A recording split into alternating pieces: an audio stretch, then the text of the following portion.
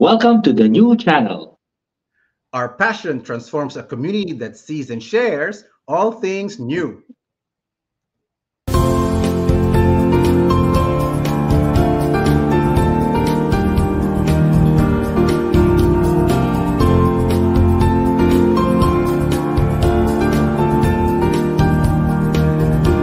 The new channel.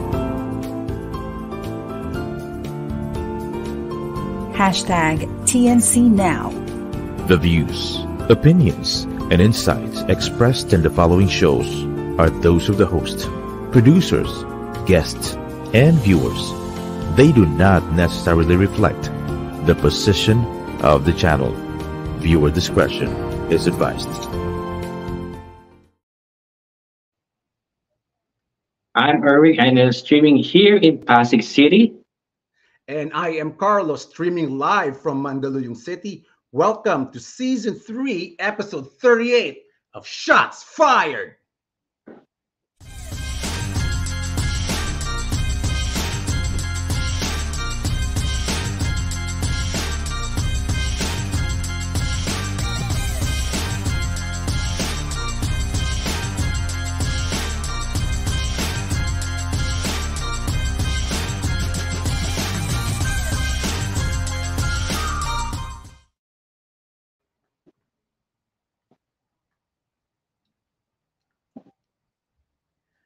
Good Good evening, evening. mga Good Shots evening. Fired. Kamusta, paring Erwin? I am good. Kamusta, parang Carlo? Tama lang, yung January parang walang katapusan. It felt like a really long month. Welcome to February. Wow. Just like that, pare. Just like that. February na That's tayo. That's right. February, a lot of things are happening. Finals na po ng PBA. Malapit na yung All-Star. Ibig sabihin, malapit na mag-playoffs, malapit na mag-Olympics, malapit na mag-qualifier. Lahat na. Lahat. Malapit na. So simulan natin, par. May magandang balita pagdating sa Gilas. Yes. Unahin mo na. Yes, may magandang balita. So cleared na si Justin Brown to play in the FIBA. So very good, very good. Magandang balita talaga to, paring Carlo, for the Gilas. So Justin Browning is allowed to play for the Gilas.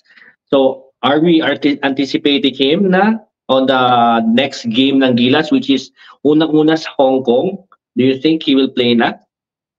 Kailangan. Matagal na bakante si pare. Di ba? Di na nga siya nag-participate sa Commissioner's Cup. So kailangan na siya dito. Ang maganda dito, par, is that yung vision ni Team Cone about continuity at least mangyayari. No? Last week, sa last episode natin, nag-aalala tayo kung sino yung magiging player natin, naturalize natin. So very good na nakabalik si Justin Noypi. Si Justin, Nice. balik na siya. I-promote na natin uli siya sa Noypi uli. Nice, Maganda yan. nice. Sino pa yung mga kalaban nilang susunod, Paps? So after ng Hong Kong naman, they will be facing Chinese Taipei, which will be held at the Philippine Arena sa February 25. Manonood ba tayo niyan? Wow, Oo. kailangan natin manood niyan. Oo, kailangan natin manood dito, par. Kailangan natin manood dito kasi big deal to eh. Una, itong dalawang team na to, I don't want to take these two teams lightly. Realistically, kayang-kaya itong dalawang to. Okay? Kayang-kaya. Kahit De La Salle Green Archers, kaya itong mga to. Pero, huwag na natin i-underestimate. Yung Hong Kong, parang recently lang sila ata nag-basketball. Yung Chinese Taipei, hindi masyado. Diba? Chinese Taipei, kahit paano, mainit ang dugo din sa atin ng mga yan. They represent China somehow. At naalala pa nila ko nung ginawa ni Justin Brownlee sa kanila nung huling laban. We're not underestimating these guys. Yes, dude, if we are, let's do our best to watch this game. Hindi sa Philippine Arena to, par. Sa Field Sports lang. Mas malapit. Mas malapit. Hindi natin kailangan mag-commute ng malayo. Isang tawiran lang to mula sa atin. So, gawa natin ng paraan sa 25 pa naman yan. Do? But one more interesting thing sa Gilas team natin, naghahanap na pala tayo ng ina-naturalize na player. Sino tong player na to na medyo na-identify na, par? So, tinatarget natin si nag-import ng San Miguel Beermen na si Benny Boatwright. So, do you think, do you think he would be a good substitute in case lang ma-injured man si parang Justin, no? So I think I've been watching this dude with San Miguel. Dominante to, sumisingkwenta to paminsan-minsan. Diba? So obviously in the local setting kaya niya. So the big goal here is that this is a long-term plan. So the idea is medyo naghahanap na rin tayo ng medyo karelyebo ni Justin Brownlee. And this is not to disrespect si Justin Brownlee, no? Kahit paano, he is getting up on age. So ano bang alam natin kay Boatman natin, 'di ba? Kay Boatwright. Una, 6'10", legit 6'10" to. Malakas, obviously kaya niya yung laro ng Pilipino. He came in with the San Miguel team. So obviously okay naman siya. He has a good collegiate record. He played for the Trojans. He was averaging 14 points per game. Astig pa rin, maganda pa rin. Ang diferensya lang, wala tong NBA experience. Doon ako medyo, okay, bakit? Diba? Yun na nga yung lamang ni Justin Brownlee at yung ibang mga player na dinala natin dito eh. Doon tayo lamang with Andre Blatch. Nung dumating si Andre Blatch, alam na natin a few years ago, bago siya dumating, he was okay with New Jersey Nets, yung mga team. So, halimaw. Same thing with Jordan Clarkson. Bakit si Clarkson imbis na si Justin Brownlee halimaw pa rin. Si Justin Brownlee, he has some experience mostly in a G League, pero ito wala So hindi ko gets Gets ko siguro yung long term. I agree. Kailangan na natin maghanap ng medyo karelyebo. But my suggestion, pabatain natin ng konti, maghanap tayo ng mga within mga 20 to 23 years old, long-term right now, I'm not super convinced that this is the right dude to be natural. I don't know. Okay.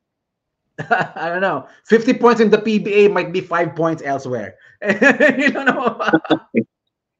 But let's see.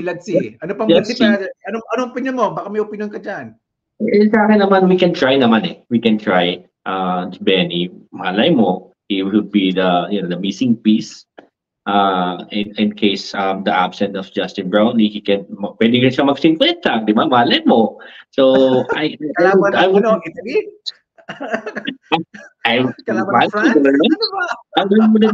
I wouldn't close the doors to Benny, but of course, you have your opinion. We need someone who has experience. You're right. But, malakas siya. Walang problema, malakas siya. Halimaw siya sa atin. Pero sa ibang bansa, hindi pa natin alam. Yeah, tama ka. Pero syempre, I wouldn't close the door to Benny din. So, tingnan natin. Where will this go? Saan mapupunta tong negosasyon na to na pupunta ba si Benny sa Gilas or not? So, focus muna tayo sa qualifier. Sa qualifier muna tayo mag-focus sa Chinese Taipei at Hong Kong. Talunin natin ng dalawang to. Sige. Ano pang balita natin, partner? So speaking of San Miguel, 2-0 na sila. Mukhang nakakaamoy ako ng sweep. Nakakaamoy ako ng walis. San Miguel. Kahit scripted pa nila yan. Mananalo to sa Chinese New Year. Sa Biyernes, tapos na to. Pero may more than. Sige. Pero may interesting pa dito. Hindi sa basketball, kundi dun sa dugout, may nangyari sa dugout. Explain mo nga kung ano nangyari. Ano ba nangyari dun? Ang nakakatawa dito sa balitang PBA na to, so nagkakagulo yung mga asawa. Yun yung nakakatawa dito. Nabalitaan ko na lang tong dugout incident na to sa asawa ko pa. Doon ako natawa Pinipinala sa akala ko update. So nakita ko si Calvin Abueva agad. Ano to? Tapos nakikipagsigawan na siya. So the short version, at least sa mga pinagtagpi-tagpi ng kwento, ang dami na kasing version na lumabas eh. Kung sino-sino yung interview.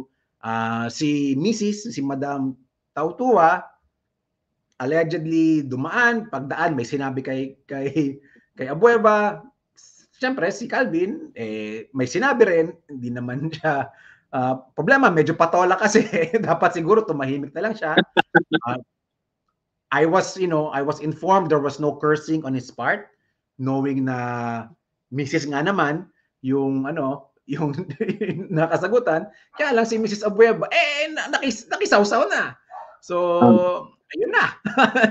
Yun na yung nangyari, di ba? So, sayang. Pero, sige bro, sige. Pero pa, tanong ko sa'yo, allowed ba yung mga asawa dun sa dugout? Apparently, yes. So, they were not in the dugout per se. Pero nangyari to sa may tunnel area eh. 'Di ba? Sa tunnel area nangyayari to. Ang akin lang naman, ilang beses na nagkakaroon ng incident sa tunnel area na 'yan. So una, ganun talaga yung configuration eh nung gym eh. So they need to find a way to separate teams talaga, to separate teams and to separate family. That's one. Number two, bakit nga naman andun yung asawa? Diba? And there's no offense to asawa. Diba? Bakit nila dun sinusundo yung mga mister nila? Para sa akin, dapat hiwalay. Diba? Parang, imagine this, bro. My wife going to my place of work and starts cussing people out. It just doesn't make sense. Diba? So ano pa nangyari? Sinong pinapatawag ng commissioner bukas? Ang pinapatawag si Calvin at si Mota Utua. So sino magbabayad ng multa? Silang dalawa, hindi naman yung mga asawa nila na nakipagsagutan who basically kind of started it, di ba? And I get it. It's an emotional sport. And I understand that the wives, support their husbands as they should.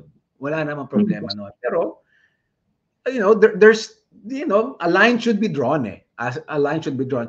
Similarly, pag nakikita natin sa NBA, di ba? Pag si Russell Westbrook pinapalabas yung mga fans, si LeBron pinapalabas yung mga umuokray sa kanila. Yeah. It's similar. Ikaw par, gusto mo ba asawa mo nilalapitan ka sa trabaho? Malamang magkatabi lang kayo ng opisina eh. I'm not the right person to ask. I know you're not the right person to talk to about it. But dude, imagine your wife was like, "Hey, oy, kayo, problema mo, Erwin." Oh, wait, what just happened? Laugh trip lang, laugh trip lang. It's interesting. This is the highlight. This is the highlight of the finals. Wives. Hindi yung sweep eh, yung away sa tunnel eh. Hindi yung sweep. Pero setting that aside, let's get a little more objective.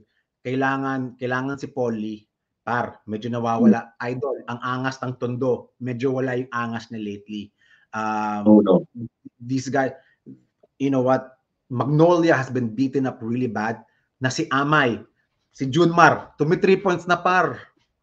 3 points si Amay. That's how bad the defense of Magnolia is. We could look at it on a positive. Ganun kalakas ang San Miguel, ganun kasama yung depensa ng Magnolia. Sa sobrang sama ng depensa nung press con kahapon, sabi ni Junmar, kaya ako hindi tumitira ng 3 points, baka mawala ng trabaho yung mga kasama ko. Si Junmar na nagpapatawa. Pag si Junmar na yung nagjo-jokes, bro. Oh my God, they need to really, really fast. I hope this series gets extended. I doubt it, but I really hope so. Yeah. So good luck with Magnolia. So sana hindi ma-sweet, no? Pero syempre, let's see what happens. Moving on. International na tayo. Let's go to the NBA. So Joel Embiid is expected to have a knee surgery. Tuhod na naman. Ano man nangyayari sa Sixers mo? Ewan ko. So, I don't know, no? So, ang sinabi naman, at least the report, he is out for an extended period of time. Hindi sinabing out for the season. So dalawa lang yung pagpipilian natin dito. Yeah. Paglalaruin ba natin siya o hindi? Para sa'yo, para paglalaruin mo ba siya o hindi? Para sa akin, if it's niyan pare, mahirap na kapag pinilit mo yung knee. Baka lalo pang lalo pang masira yun eh. So I think I don't know, parang wag na. wag na. Yeah. Sinasabi sa akin two ways no? Two ways. Yes, kung kailangan ng team, pero syempre you look forward longevity tinitignan natin eh. You wanted to play more on the Sixers. So okay, so you want him to play. What do you think? So you won't let him play na? Yeah. No, I think not na. Okay. In my case, why not? Ang akin naman, they're doing well with the trio that they have. Diba? Are they right now as we speak, are they better than the Celtics? Maybe not. Maybe not. Kasi yung Celtics talagang wala eh. This is a playoff ready team. If the playoffs started today, they're good. Ang akin lang, may tulog sila sa Milwaukee. Yung Milwaukee, mamaya medyo pag-uusapan natin yung Milwaukee, pero with the Choke Rivers era, nagsisimula sila ng 1-2. 1-3 na ata. 1-3. Yung 1 pa na panalo nila, medyo pahirapan pa. So ang point ko lang is that I see your point na wag na siyang paglaruin, pero kung ito na lang yung pag-asa nilang umusad, the goal of Joel Embiid is to reach the Eastern Conference Finals. Hindi pa siya umaabot doon eh. Yun lang naman eh. If the Eastern Conference Finals lang naman yung hahabulin nila, may chance. Diba? Kasi outside of Milwaukee, the Celtics, and the 76ers, the next teams medyo wala na eh. Malamang yung Miami pumalag. Alam naman natin si paring Jimmy. Playoff Jimmy. Lumalakas talaga si Jimmy Butler pagdating ng playoffs, no? But I'll take my chances. You only live once. Sagarin mo na. Why not, no? Okay. Diba? Pero yun nga, sige, magandang argumento mo. Pero ito yung iba pang anggulo ng argumento na to, par. So, malapit na. So, baka hindi natin alam, meron palang minimum number of games for you to qualify for league individual awards. So, apparently, this number is 65. So, parang nagulat tayo lahat dun sa number na to. Ang alam ko, meron talagang number na 20%. I think na immortalize lang natin. Nalagyan lang natin ng magandang figure yung 65, no? Anong opinion mo dito? So because of this, Joel Embiid is 99% sure tanggal na sa individual awards. Pabor ka ba sa 65 games minimum for you to qualify for individual awards?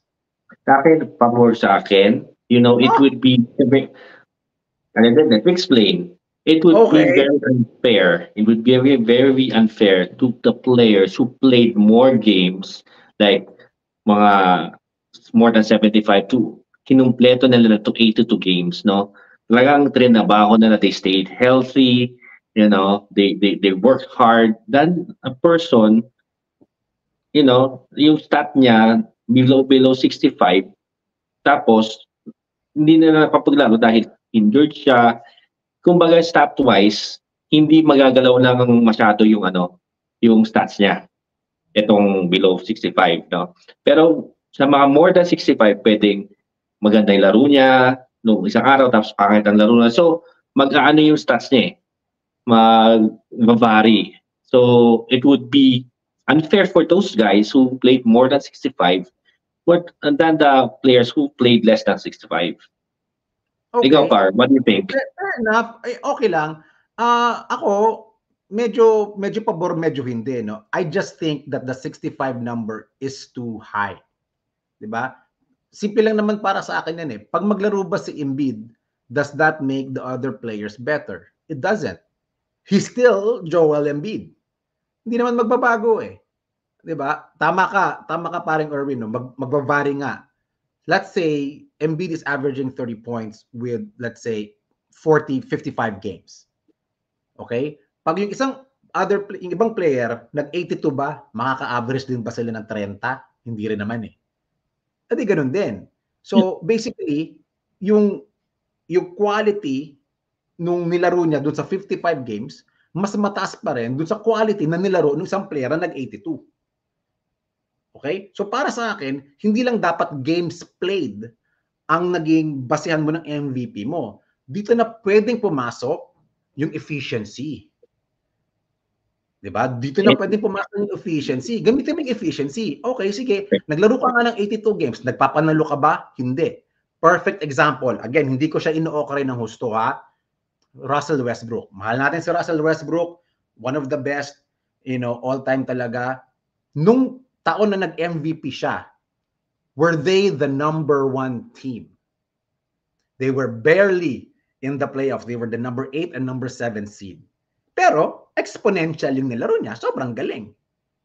Diba? Hindi nagbago. It doesn't change the fact. O maganda nga yung statistics niya, hindi naman sila nagpapanalo. Balik ta rin natin, eto si Joel Embiid. Nagpapanalo sila. So, are we saying, so dapat, yung player efficiency, andun din, at syempre, may bearing din yung points, yung pagkapanalo nila. So, yun lang naman yung akin. So, I think there should be a restriction. I just think 65 is a little too high. Since it is an 82-game season, I think 42 to 45 is the right number. Pag nakalahati mo yung taon, para sa akin, qualified ka na sa MVP. Kasi nangalahati ka naman eh. Yun lang naman yung... So you're speaking of the PER, no? PER. And looking at the list right now on the MVP ladder, Nikola Jokic is number 1. And he's the number 1 in the PER. Mukhang nakikita natin kung sinong makakakuha ngayon ng MVP. Do you think? It's aligned, diba? It's aligned. Right. You're right. At walang argument. Diba? Walang argument doon na, siya yung number 1 sa PER, siya yung number 1 sa MVP. Makes sense. Yeah. It makes sense. Pero ito na lang, para matapos tong segment na to, sino yung gumagapang at number 2? Hindi natin siya pinapansin. Pero si Shai Gilgeous-Alexander grabe na siya. Grabe na siya. So if he continues this, I won't be surprised if he becomes MVP. Nagsisisi na kaya yung Clippers na trinade siya nung panahon ni, di ba? For Paul George, di ba? For Paul George. They did trade for Paul George. But imagine if that did not happen, most likely Kawhi would not have stayed. Most likely James Harden wouldn't be there. So yun yung chain reaction doon. So nagpapanulo naman yung Clippers. So siguro hindi naman nila pinagsisisihan masyado. Magsisisi na lang siguro sila kung nauna mag-champion yung Thunder bago yung Clippers. Yun ang may masisisante. Yun ang may masisisante. Good point. Alam mo, ganda ng mga kwentuhan natin. Pero may mga balitang NBA na hindi ganun ka-importante, pero para sa akin, so malapit na po yung trade deadline natin, 3 araw na lang po bago matapos ang trade deadline natin. So isang trade na naging pabor para sa akin. So Steven Adams from Memphis was traded to the Houston Rockets. Woohoo! So I'm so excited for the Houston Rockets. He was traded for Oladipo. Gulat nga ako, nasa liga pa pala siya eh. And for some picks. So, parang Erwin, sumuko na ba ang Memphis? Mukhang sumuko na, and see you next year. See you next season na talaga. I think you can see this. This is a semi-rebuilding stage for them.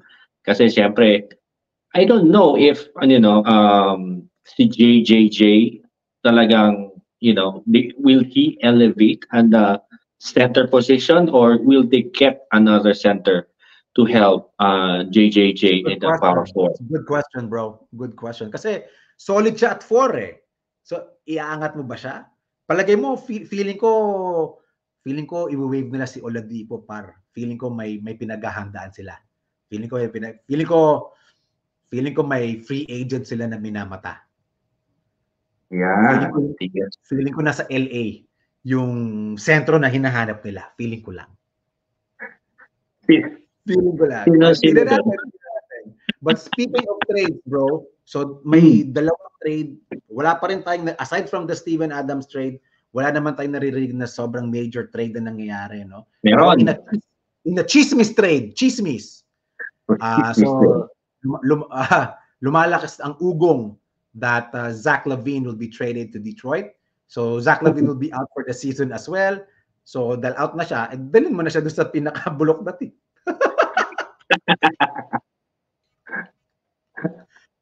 Your thoughts on this? Your thoughts on that? It's just odd. Well, sa akin kasi, they have no use na rin kasi with Zach LaVine, no? For this season. So, tapos he has this ridiculous contract, di ba? So, ano gagawin mo sa kanya? Trade off mo na lang siya, di ba? So, do you think Zach will stay with Detroit? I don't know. I don't know. Siyempre, it would be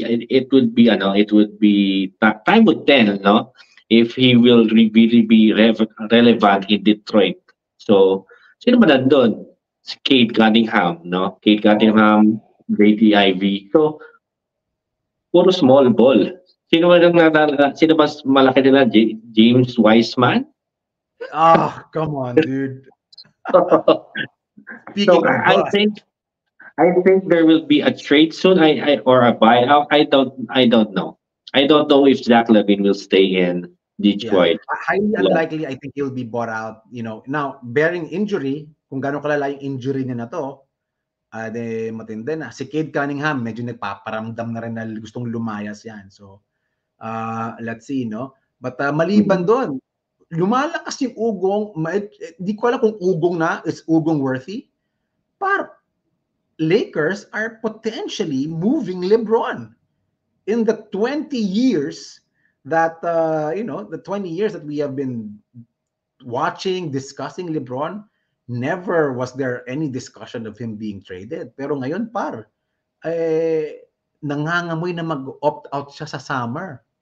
So parang mas gusto na ata ng LA. Bitawan na to bago to umalis at wala silang makuha pabalik. Oh, actually, this makes sense for LA to trade LeBron than, get nothing out of him. But I don't know, because, diba, sinasabi nila si Bronny will be drafting. Pero yung balita kay Bronny, he will be undrafted. Yan ang balita sa kanya. It's just, it's just a metrics, metrics lang naman yan. Ganun din. So, I'm not sure talaga kasi siyempre if he will be undrafted and LeBron wanted to play with his son, Ganun din diba? Baliktarin natin. Si Kai Soto, he was projected second round, di siya na-draft. So same concept dito, di ba, na mga hindi kilala. Pero if a team is, desiring to get, gulat ka sinabi ko, no? Okay. Parang na sinabi ko, Very good example. Very good. Na-project naman siya, di naman na-draft. Ganun naman Okay. I'm not wrong. Point given. Diba? But it would be really, really odd. Kasi let's be realistic. There's nobody to trade for to go to the Lakers. Wala. Sabihin natin matrade nila si D'Lo, ano ngayon? Lalakas ba sila? Hindi. At the end of the day, mas malakas pa rin ang Thunder kaysa sa kanila, mas malakas pa rin ang Denver sa kanila, mas malakas pa rin ang Minnesota, lalakas pa yung Phoenix na lumalakas na uli si Bradley Beal, 'di ba? Yung Clippers pa, doon pa lang tapos ka na. 'Di ba? Yung ibang mga teams, yung Pelicans pa nga mas pumapalag pa. Hindi ko pa binabanggit dito ang Mavericks. So, same scenario siguro like Philadelphia, bakit ka gagawa ng matinding move kung wala rin namang mapapala? So, my take to the Lakers, let's just make sure before the season ends or before, I guess the trade deadline, will LeBron commit? Will he opt into his contract? For me, it doesn't make sense for him not to do it. Mas maganda, mag-opt in na lang siya, then ask for a trade next year. And magpa-trade siya kung saan mang team, andun si Bronny. Kung aangat si Bronny. In a Bronny standpoint, magpalakas ka muna sa college. Wag ka na muna mag one and done. Do 2 years of college, get it done. Feeling ko kasi nape-pressure si pare. Yung Bagets nape-pressure siya sa tatay niya. Ay, hindi sa tatay niya, but dala-dala niya yung pangalan ng tatay niya. So, di ba? Anyway, in more positive news, malapit na mag-All-Star, Lumabas na last week yung starters. I think, wag na natin pasadahan ng matindi. Ang unang importanteng balita, we are following the regular format or the original format, East versus West. I think there are no big concerns with the starters for the East. I don't think there are big... What? Meron. Ano? Meron. Starters for the East. Okay. Since na-discuss natin si Joel Embiid, he is part of the starters. Okay. Now, if he will undergo knee surgery, he won't be able to play. Okay. In the All-Star game. And sino papalit sa kanya? Mukhang si Bam Adebayo ang makakapalit sa kanya. He's the reserve center for the Eastern All-Stars. Okay. So, I don't know who sino nakapalit. Hindi ko pa alam kung sino ipapalit ng Eastern para kay Bam for the reserve. So, wala na bang sentro ang East? Hirap ng isip ng sentro. How about Miles Turner? Miles Turner is okay. Maganda naman laro niya for Indiana. Although may katandaan, pero Indiana is doing okay. So maybe he may be a good replacement for Bam as a reserve. Ikaw pa. Ayaw mo si James Wiseman? Na reserve? Ayaw, nasa East Coast, di ba? Ayaw mo siya? Ayaw mo siya? Tanasis na lang pa, Tanasis. Tanasis na lang? Oy, dahan-dahan, baka masisante tayo. Pag pinagtatawanan si Tanasis, nawawala ng trabaho yung head coach. Pag gano'n. Pero, tama ba, bro? Nagkakaroon siya ng vote si Tanasis in the All-Star. Tama ba pagkarinig ko? Oh, siyempre naman. Siyempre, sino bumoto sa kanya? Si Giannis, bumoto sa kanya. Si Costas, bumoto sa kanya. Yung nanay niya, bumoto sa kanya. Yung tatay niya, apat. Pati siya, binoto niya yung sarili niya. O, sakto. Pero umabot siya na. Baka buong list din, di ba? Pero tingnan natin. Tingnan natin kung makakapasok siya. Pero siyempre, let's see kung ano yung makakakuha ng reserve spot for the East. Ikaw pa, are you satisfied? Are you satisfied for the starters and the reserves of the West? The West starters, and generally, I do not complain about the starters kasi fan voting yan. Kahit sino pa yan, kahit butaw yung manalo dyan. Kung yung fans naman yung bumoto, wala na tayong magagawa. Yun na talaga yun, di ba? But generally, the Joker was there, SGA was there, no huge problems there, no. Steph is not a starter, which is, sige, wala na tayong magagawa.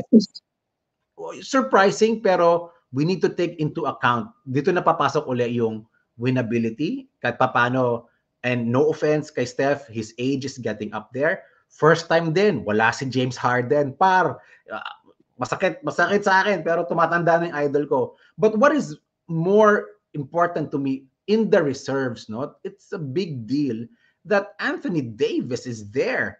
I don't get it. Again, the Lakers are barely there, but he's an all-star. So, yung reserves, di ba yung coach na yung pumipili niyan, yung NBA na yung pumipili niyan? So, ano yung basihan? Dapat objective pa rin. So, bakit hindi si Donatas Sabonis yung nasa reserve? Yun yung hindi ko gets. Ay nako, nakikita mo ba yung stats ni AD? Mm. Kahit na puro siya ano ko siya, player ko siya sa fantasy. Oh, sige. Nakikita mo lagi puro GDT na siya lagi. Nakakaba kung paglaro talaga siya. So abangan mo talaga. Abangan mo talaga. Pero, Yun na nga. Tama ka, nininervyos ka, di ba? Pag maglalaro siya kasi baka marupok. Pero si Donatas hindi. Si Donatas hindi. I get your point. Si Donatas, di ba? He's been a catalyst on the Kings with De'Aaron Fox. Pero Isa pa yan. Si De'Aaron Fox. Actually, pwede pa rin nga. Si Steph nga, pwede nang wala eh. Pero sige na, okay lang. Idol naman siya. Pero si AD, automatic 2015 lagi ang yung stat niya. Tapos may blocks pa siya. Nag-assist pa siya ng konti and then nag-steal din siya. Siyempre, nakikita ko yung stats niya eh. So, kung siya yung malaban sa stats niya eh. siya lagi panlaban ko sa fantasy ko, pag tagahabol ng stats eh. Alam mo, mas kung stats lang yung habol mo, di sana ginawa mo na lang reserve si Wemby. Sure ball ka pa sa niya, sa blocks niya. Pero di ba, ilalagay mo ba si Wemby? Wemby has been averaging 20-10 and 3 blocks. Yan na parang blocks. Pero nagpapanalo, hindi naman. So same concept, no? Pero yun lang naman yung akin, no? I think, again, starters, I have no complaints about the starters. Kung yan yung binoto ng fans, kahit si Thanasis pa yan, okay lang. Yun nga fan voting naman. Walang problema sa akin yan. Pero yung reserve, kahit pa paano, objective ka na dapat. Hindi pwedeng si AD, while sentimental. Diba si Donatas, he's been there. Come on, bro. Come on. Stop it. But speaking of sentimental, eto, pangtapos lang ng segment natin na ito, paiinitin natin yung ulo ng lahat ng tao. Bakit naging head coach si Doc Rivers ng East? I am speechless. I am speechless. With a 1-3 record. Ang lupit. Ang lupit, par. Hindi ko alam kung anong kapangyarihan na meron siya. Hindi na nga siya nagpapanalo. Siya pa yung head coach. Hindi lang malupit, malakas. Hindi lang malupit, malakas. Hindi siya malakas. Hindi pa dapat yung head coach ng Celtics ang if we're following the traditional format of East and West, the top coach should be the coach, not Doc Rivers. Well, sabi nga ng paring nating Tino, 'di ba? We had this discussion last 2 days ago, no? Sabi nga niya, hindi pwede maging coach 2 straight back to back. So yan ang sabi ni paring Chino. It makes sense. Which makes sense, no? Maganda yung opinion niya. Ang problema, ang issue ko sa sinabi niya, hindi ko lang sinabi kasi kakabalik lang niya sa States eh. Baka magtalo-talo lang tayo doon. Ang pagkakaiba kasi, iba yung format na ginamit. So yung logic na yon, pwede mo nang baguhin. Kasi iba yung logic mo last year eh. Iba yung logic mo pa rin this year. Tama naman yung back-to-back. O sige, pabibigyan mo yung ibang tao. Pero, dito na papasok, pwede na natin i-apply din dito yung 65-game rule. Kung yung 65-game rule applicable sa player, dapat applicable sa coach. Hindi pwedeng 3 laro ka pa lang, ikaw na yung head coach. Salamat, Adrian Griffin. You know what the NBA should have done? Dapat ginawa, kahit na-fire na si Adrian Griffin, dapat siya pa rin naging if based on the achievement ng Bucks, no, he should have the opportunity. Kasi siya yung nakakuha ng ganyang klaseng standing sa Bucks eh. So dapat he will be rewarded with that, diba? You are correct. Same thing with players. Yung player, kahit tinrade sa kalagitnaan ng season, pag nag-champion yung team, may sing-sing pa rin. Diba? Kaya si Verejao, may sing-sing pa rin yan. Hindi lang niya tinanggap. Diba ganun din yung coach? So, diba? So hindi ko gets kung ano yung nag-a-apply sa player, dapat mag-apply din dun sa sa coach. 65 games, nangalahati pa siya. Edi dapat, by default, yung coach ng Philadelphia, ang dapat andun. Anyway, bago pa tayo mag-init ng ulo, sige bro, go. Meron pa ako before we end the segment on the All-Star.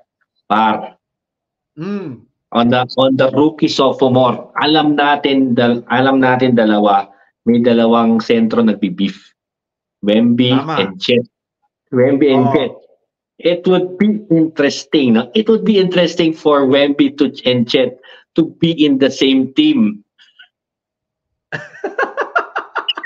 Hindi ba dapat nasa sophomore na si Chet? Nasa rookie pa rin siya. Nasa rookie pa rin siya. Yes. Correct. Well, anyway, mas paglaliman natin yung usapan next week pagdating sa All-Star. Yun yung mas malalim na talagang basagin natin ng matindi yung lineup next week. So guys, salamat ulit sa panonood nyo. Again, please put your comments. Ilagay nyo. Una, sa mga pinag-usapan namin, dapat ba maglaro pa si Embiid o hindi? Ilagay nyo sa comments natin dyan. Pangalawa, agree ba kayo sa 65 game rule? Pangatlo, magsisweep ba ang San Miguel o hindi? Ngayong week na to. So again, marami tayong pwedeng pag-usapan.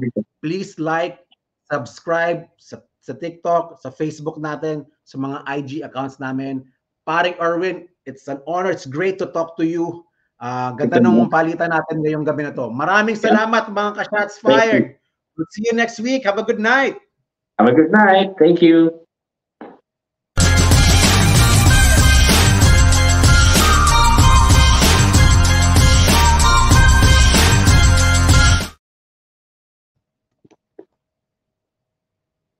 Ang 40D, tumutulong patibayin ng vital organs, iwas sakit sa puso at iba pang sakit.